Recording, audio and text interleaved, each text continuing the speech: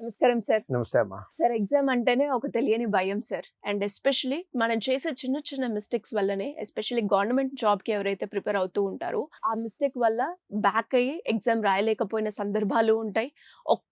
చిన్న మిస్టేక్ వల్ల ఇంకొక 1 ఇయర్ గ్యాప్ వచ్చి వెయిట్ చేయాల్సిన సిట్యుయేషన్స్ కూడా వస్తుంటాయి.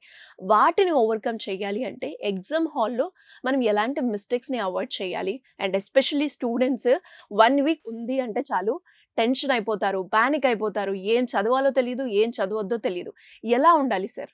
ఎగ్జామ్ ఫియర్ అనేది చాలా ఎక్కువగా ఉంటుంది. మగపిల్లల కన్నా కూడా ఆడపిల్లలు ఇంకొంచెం ఎక్కువ టెన్షన్ పడతా ఉంటారమ్మా. ఎగ్జామ్ వచ్చేస్తుంది.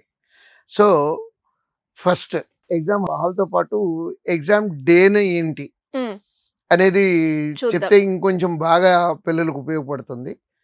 ఎగ్జామ్ రోజున మనకు హాల్ టికెట్ ఆల్రెడీ ఎప్పుడో 15 రోజుల ముందు వచ్చి ఉంటుంది. మన ఎగ్జామ్ ఏ సెంటర్లో ఉంది, హ్మ్. ఎంత దూరం ఉంది, మనం అక్కడికి రీచ్ అవ్వటం ఎప్పుడు బయలుదేరితే రీచ్ అవ్వగలం, ఇవన్నీ ముందే ప్లాన్ చేసుకోవాలి. For example exam reporting time 8:30 అనుకోండమ్మా, 7:30కి రీచ్ అవ్వమని చెప్తాను నేను. అంటే పిల్లలు ఈ మాట చెప్పగానే సార్ ఎగ్జామే గంట, వాళ్ళు గంట ముందు రమ్మంటున్నారు, మళ్ళీ మీరు గంట ముందు వెళ్ళమంటున్నారు, ఇట్లా మాట్లాడతారు. But still I suggest 1 hour టు గో before. దేర్.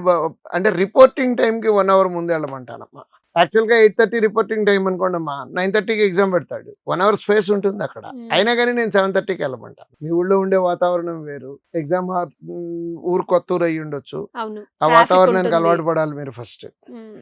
ఒకవేళ ఏదైనా పొరపాటున తెలియక లేట్ అయితే ఆ లేట్కి కూడా స్పేస్ పెట్టుకోవాలంటానమ్మా. True sir. నెక్స్ట్ అసలు ఎగ్జామ్ హాల్కి బయలుదేరి వెళ్ళే ముందు, రూమ్లో నుంచి బయలుదేరి వెళ్ళే ముందు అవసరమైనటువంటి అన్ని థింగ్స్ ఏంటి? ఆయుధాలన్నీ ఉన్నాయా లేదా, అంటే ఆయుధాలు అంటే ఏం లేదమ్మా, హాల్ టికెట్, దాంతోపాటు ఐడెంటిటీ ప్రూఫ్ జిరాక్స్, దాంతోపాటు అడిగినటువంటి ఫోటోగ్రాఫ్స్, రాయటానికి పెన్ను, వెళ్ళటానికి డబ్బులు, ఇవన్నీ జాగ్రత్తగా చూసుకొని 1-2 సార్లు చెక్ చేసుకొని ఇంటి దగ్గర నుంచి బయలుదేరి ఎగ్జామ్ సెంటర్కి 1 hour ముందు రీచ్ అవ్వమంట. కానీ పిల్లలు ఏం చేస్తారంటే అమ్మ, ఈ మగపిల్లలకి ఎక్కువ ఉంటుంది ఇది, అక్కడ జిరాక్స్ సెంటర్ ఉంటుందంట బావా, అక్కడ మనం జిరాక్స్ తీయించుకోవచ్చు. హ్మ్. అది ఆదివారం అయితే జిరాక్స్ సెంటర్ ఓపెన్ చేయకపోతే అక్కడ గుండె కొట్టుకోవటం మనకి వినపడుతుందమ్మా. అవును సార్. మళ్ళీ మార్నింగే ఎర్లీ మార్నింగ్ ఓపెన్ ఏ చేస్తారో సెంటర్కి వెళ్ళాలి, అది మన ఊరు కాదు, మనకి తెలియదు, ఎక్కడ ఉంటుందో తెలియదు. సో ఇలా నమ్మకంతో కాకుండా కొంచెం Practical. జాగ్రత్తగా అన్నీ అక్కడ మనకి ఇప్పుడు ఇంతకుముందు వెళ్ళిన సెంటర్ అయ్యి ఉండొచ్చు, ఆ సెంటర్ దగ్గర జిరాక్స్ షాప్ ఉండి ఉండొచ్చు, ఆ రోజు ఓపెన్ చేసి ఉండకపోవచ్చు. పోవచ్చు. అంటే నేను ఇట్లా మాట్లాడితే అందరూ ఏమంటారంటే సార్ మీరు నెగిటివ్ మాట్లాడుతున్నారంటారు. పిల్లలు 22-23 సంవత్సరాల ఏజ్ అమ్మా, అంత పాజిటివ్ ఆలోచిస్తుంది. మా ఏజ్ పాజిటివ్ ఆలోచిస్తుందమ్మా. పాజిటివ్ కన్నా ముందు నెగిటివ్ ముందు ఆలోచిస్తుంది. జాగ్రత్త. ముందు జాగ్రత్త. So exam first point, exam సెంటర్కి 1 hour ముందు అక్కడికి వెళ్ళిన తర్వాత నేను సజెస్ట్ చేసేది ఏంటంటే no subject discussion with others. Hmm. పాత ఫ్రెండ్స్ కనపడితే చక్కగా ఆనందంగా పలకరింపులు ఉంటాయమ్మా. ఎంత ఆనందమైన పలకరింపులో, మగపిల్ల అయితే బావా మామ అనుకుంటా ఆ రకంగా మైండ్ ఫ్రెష్. ఆడపిల్లలు అయితే మిగతా వాళ్ళ అబ్జర్వేషన్ బాగా ఎక్కువ ఉంటుంది. ఇగో ఈ అమ్మాయి డ్రెస్ బాగుంది, ఇవన్నీ అట్లా సబ్జెక్ట్ నుంచి డీవియేషన్ అమ్మా. హ్మ్. No subject. పుస్తకాలు పట్టుకెళ్ళిపోయి అక్కడ కూర్చొని చదివేసి ఏం చేయలేరమ్మా. Don't carry any books to the exam centre. So fresh mind అంతే, దట్స్ ఇట్. ఎగ్జామ్కి 8:30కి లోపలికి రమ్మని బెల్లు కొడతారు.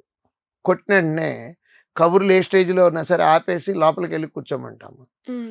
ఇంకొక గంట ఉంది, లాస్ట్ మినిట్లో అయినా లోపలికి వెళ్ళొచ్చు, డెఫినెట్గా వెళ్ళొచ్చు. లాస్ట్ మినిట్లో వెళ్ళి కూడా ఎగ్జామ్ రాయొచ్చు. హ్మ్. లాస్ట్ మినిట్లో వెళ్ళిన లాస్ట్ మినిట్లానే ఉంటుంది. తత్తరగా అటు చూసుకుని నాది ఎక్కడ మన ముందే ఉంటుంది మన నంబరు. లాస్ట్ మినిట్ వచ్చేసేటప్పటికి మన సిస్టమ్ కనపడదు మనకి. సో ఆ 8:30కి పర్మిట్ చేస్తే లోపలికి ఆ టైంకి లోపలికి వెళ్ళిపోయి కూర్చొని is my system working properly are not, mouse జాగ్రత్తగా చెక్ చేసుకొని, పని చేయకపోతే ఇన్విజిలేటర్ని పిలిచి మౌస్ రీప్లేస్మెంట్ అడిగి చక్కగా అక్కడ కూర్చొని నేను ఇంకోటి చెప్తానమ్మా, వాటర్ బాటిల్ పట్టుకెళ్ళి ఎక్కువ కాకుండా అవసరానికి మాత్రమే. అంటే అది ఎందుకు వద్దు అంటున్నాను అంటే మధ్యలో ఏ రకమైన ఇబ్బంది డిస్టర్బెన్స్ రాకుండా ఉండటానికి అన్ని ఫెసిలిటీస్ ఉంటాయమ్మా. ఫెసిలిటీ ఉండటం వేరు, బయటికి వెళ్తే ఎగ్జామ్ మధ్యలో ఆపి వెళ్ళటానికి, పాస్ చేయడానికి ఉండదు కదమ్మా. అందుకని ఆ అవసరానికి వరకే కొంచెం మంచినీళ్ళు తాగడానికి మంచినీళ్ళు అక్కడ పెట్టుకొని పీస్ఫుల్గా కూర్చొని రఫ్ షీట్ ఇస్తారు, రఫ్ షీట్ల మీద నెంబర్ వేయమంటారు, నెంబర్ వేసి కామ్గా అక్కడ కూర్చొని ఎగ్జామ్ స్టార్ట్ చేయమని. కానీ ఆ 1 అవర్లో ఆ పక్కన ఉన్నోడితో చిట్ చాట్ అయితే చేయొద్దంటాను. పరిచయం చేసుకోకూడదు.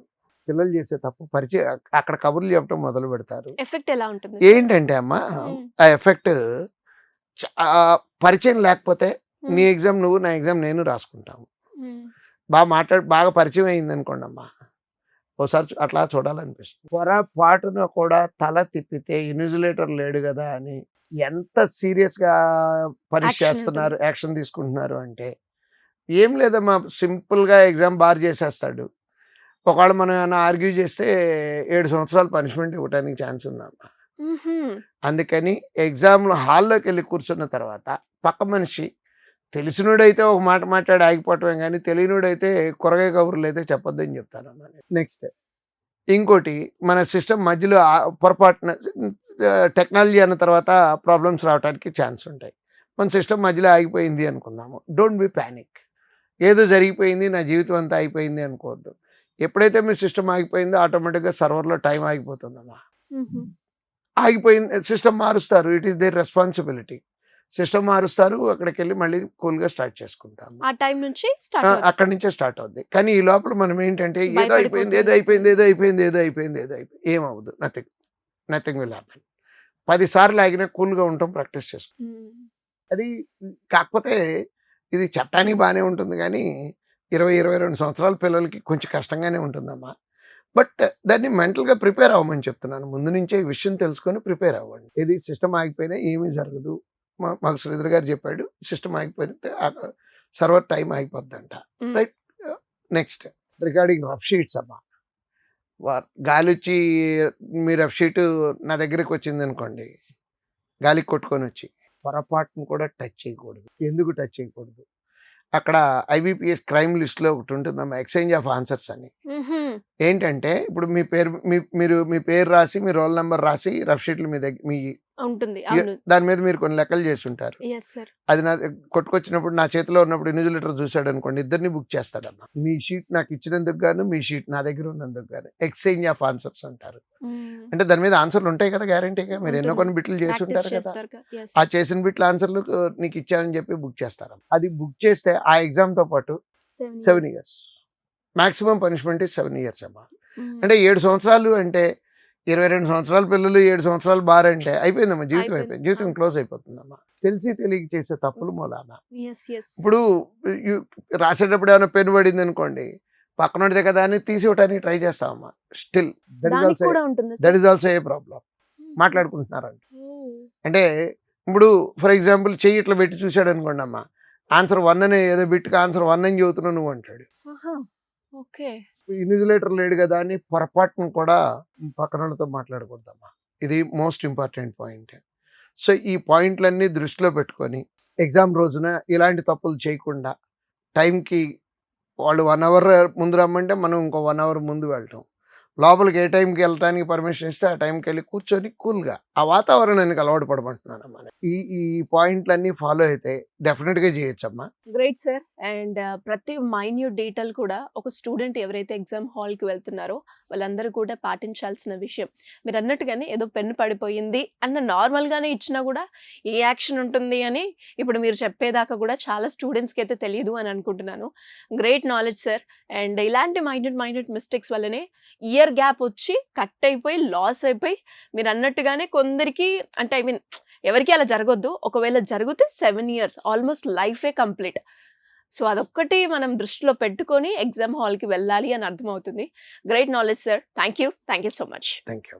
సో చూసారు కదా, మరి మీకు కూడా ఎలాంటి డౌట్స్ ఉన్నా, మీరు ప్రిపేర్ అయ్యే గవర్నమెంట్ ఎగ్జామ్కి సంబంధించి కంప్లీట్గా ఇన్ఫర్మేషన్ కావాలి అంటే సింపుల్గా కింద స్క్రోల్ అవుతున్న నెంబర్కి అప్రోచ్ అవ్వండి. అండ్ అలాగే మీకు ఎలాంటి డౌట్స్ ఉన్నా కూడా కమెంట్ రూపకంగా తెలియజేస్తే వాటిని ఎపిసోడ్ చేసే ప్రయత్నం మేము చేస్తాం. Thank you.